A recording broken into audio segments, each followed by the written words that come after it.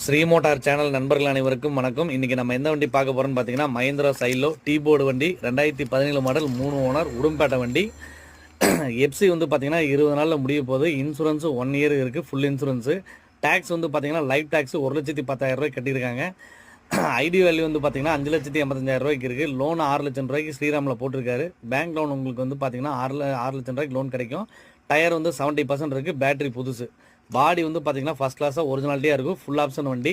உங்களுக்கு set TV எல்லாமே மாட்டிருக்காரு, floor mat எல்லாமே போட்டிருக்காரு. பாருங்கள், பார்த்தீங்கன்னா ஃபஸ்ட் கிளாஸாக இருக்கும்.